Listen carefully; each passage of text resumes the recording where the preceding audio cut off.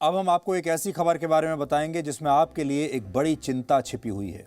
मशहूर hair stylist Javed हबीब ने एक ट्रेनिंग वर्कशॉप के दौरान एक महिला के बाल काटते समय पानी न होने के स्थिति में पानी न होने पर उनके बालों में अपना थूक लगा दिया और अब उनके खिलाफ इस मामले में एक एफआईआर दर्ज हो चुकी है। सबसे पहले आपको ये बताते हैं कि जावेद हबीब है कौन, लेकिन उससे भी पहले आप ये वीडियो देख लीजिए, फिर आपको बताते हैं। ध्यान से सुनो। और अगर पानी की कमी है ना,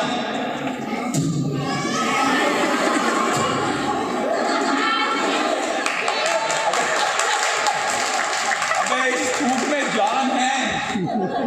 ये थूकी मारना आजकल।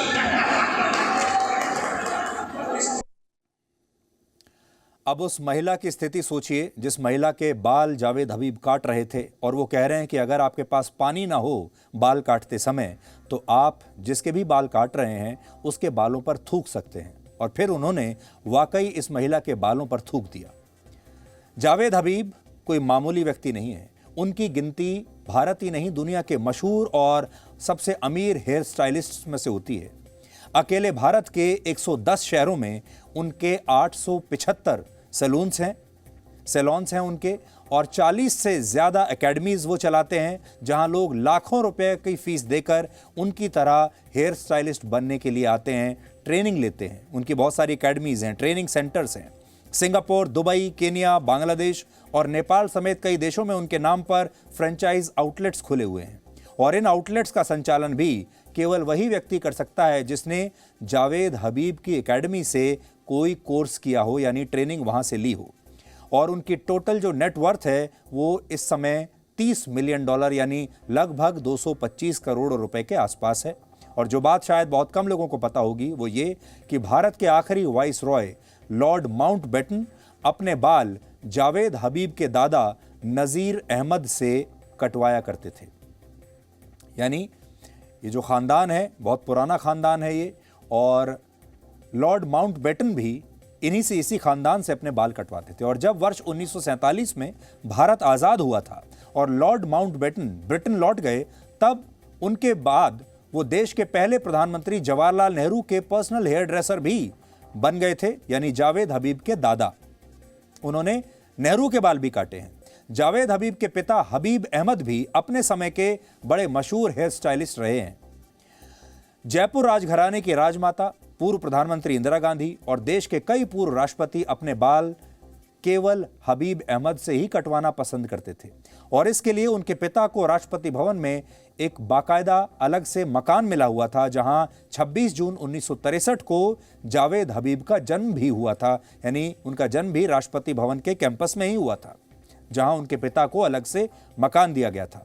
लेकिन अब एक बार सोचिए कि जिस व्यक्ति को बाल काटने की कला विरासत में मिली हो, जो आज दुनिया का इतना बड़ा हेयर स्टाइलिस्ट बन चुका हो, जिसके पास बेशुमार दौलत है, नाम है, शोहरत है, वो एक ट्रेनिंग वर्कशॉप के दौरान एक महिला के बालों में ये कहते हुए अपना थूक लगा देता है कि उसके पास अगर पानी नहीं है तो क्या करना चाहिए।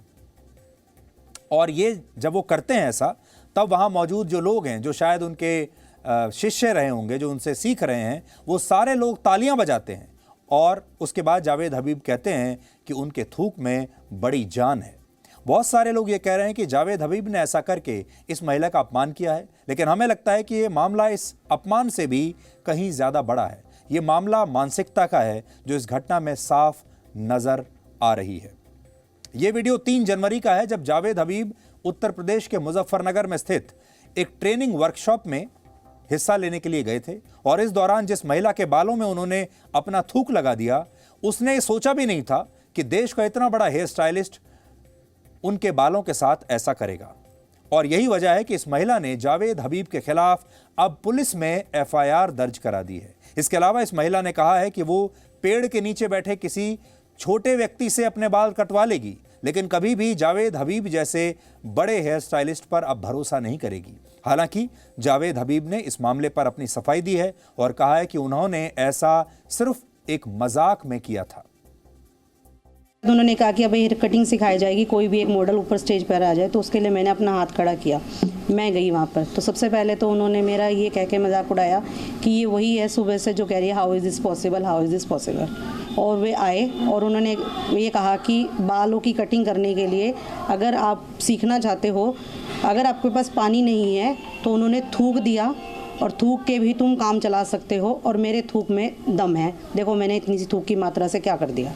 मैं ये कार्रवाई चाहती हूँ कि मैं वहाँ शिक्षा लेने गई थी, टिप्स लेने गई थी, कुछ सीखने के लिए गई थी ताकि मेरा करियर बने, मेरे आगे जो है मेरा पार्लर का नाम बने। लेकिन मेरा तो करियर चौपट हो गया क्योंकि वहाँ पे मेरा बहुत मजाक बना। मेरे स्टूडेंट्स ने भी मेरा मजाक बनाया कि मैडम ये क्या हो गया आपके साथ में, आपके सिर में तो उन्होंने थूक दिया। देखिए सेमिनार लंबे होते हैं, कभी कभी सेमिनार को एक इकट्ठा करने के लिए कुछ बोल देते हैं, मजाकिया बोल देते हैं, लेकिन वो एक्ट होता है, उसका मतलब कुछ होता नहीं है। तो अगर कुछ लोगों को शायद इससे हर्ट हुआ है, एक ही वर्ड बोलूँगा, माफ़ी चाहता हूँ, दिल से माफ़ी चाहता हूँ। बट ये सिर्फ एक पढ़ाने का एक ज़रिया था, लेकिन वो मजाकिया था सिर्फ। लेकिन अभी एक वर्ड बोलता हूँ, मैंने ऐसा कुछ किया नहीं था, वो एक एक्ट था। क्योंकि 6 घंटे 7 घंटे जब आप पढ़ा रहे हैं, आप कितनी हेयर ड्रेसिंग की बातें करेंगे, उसके अंदर कुछ डालना पड़ता है। तो प्लीज़ बट अगर हर्ट हुआ है, माफ़ी चाहता हूँ और दिल से चाहता हूँ। जावेद हबीब, जैसा हमने आपको बताया, बहुत मशहूर तो हैं ही, और जो भी लोग इस फील्ड में आना चाहते हैं और जो भी लोग अच्छा हेयर ड्रेसर बनना चाहते हैं, उनमें से बहुत सारे लोग हमेशा ये सोचते हैं कि वो जावेद हबीब जैसा बनना चाहते हैं। इसीलिए जो आज के युवा हैं वो उनसे ट्रेनिंग लेने के लिए भी आते हैं। और जावेद हबीब ने माफ़ी भी मांग ली, लेकिन जावेद हबीब ने आज जो किया है उससे सिर्फ जावेद हबीब को नुकसान नहीं हुआ है। जावेद हबीब जैसे और लाखों लोग जो इस प्रोफेशन में हैं, अब लोग उन्हें भी शक की निगाह से देखेंगे। और जावेद हबीब इन सब के साथ एक पढ़े लिखे व्यक्ति भी हैं, वो बहुत पढ़े लिखे हैं। अगर हम सोचते कि वो बहुत पुराने दकियानूसी ख्यालात के हैं तो अलग बात थी। उन्होंने दिल्ली की जवाहरलाल नेहरू यूनिवर्सिटी से फ्रेंच भाषा में मास्टर्स की पढ़ाई की है। वो लंदन के मॉरिस इंटरनेशनल स्कूल से हेयर ड्रेसिंग का एक कोर्स कर चुके हैं, यानी बाहर से विदेशी कॉलेजों में उन्होंने पढ़ाई की है, विदेशी ट्रेनिंग इंस्टीट्यूट्स में पढ़ाई की है। अच्छे पढ़े लिखे इंसान माने जाते हैं।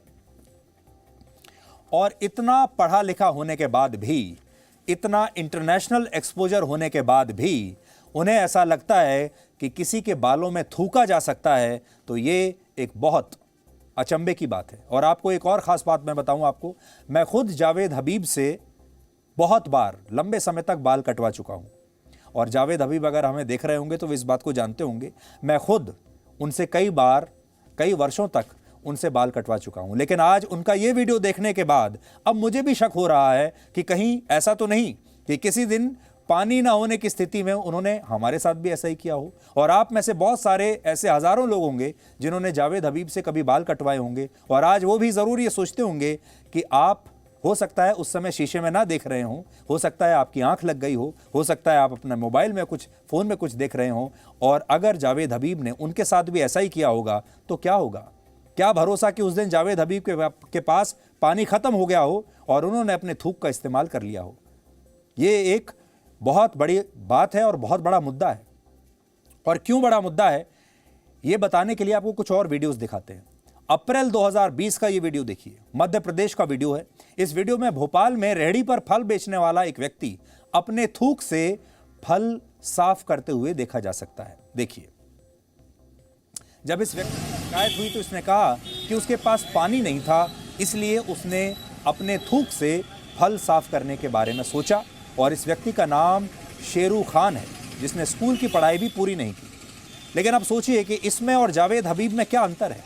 शेरू खान और जावेद हबीब एक जैसा काम कर रहे हैं। शेरू खान एक रेहड़ी लगाता है, अनपढ़ है, बिल्कुल पढ़ा लिखा नहीं है। जावेद हबीब करोड़पति हैं, 250 करोड़ रुपए नेटवर्थ है, विदेशी इंस्टीट्यूट्स में पढ़ चुके हैं, पढ़े लिखे व्यक्ति हैं, अलग अलग देशों में इनके सैलून्स चलते हैं। लेकिन दोनों में फ़र्क देखिए, कोई फ़र्क नहीं, दोनों एक जैसा काम कर रहे हैं। और इसी तरह का आपने देखा होगा आपके व्हाट्सएप पर, आपके सोशल मीडिया पर और बहुत सारे ऐसे वीडियोस आपके पास आए होंगे जिसमें लोग खाना बनाते हुए भी उसमें थूक रहे हैं। ये तो फल वाला हमने आपको बताया, ऐसे बहुत सारे वीडियोस हैं। कहा जाता है कि खाना पकाना और बाल काटना बड़े भरोसे का काम होता है। दो चीज़ें मानी जाती हैं कि आदमी अपने बाल बहुत भरोसे के व्यक्ति से कटवाता है और खाना भी एक बहुत भरोसे के व्यक्ति से बनवाता है।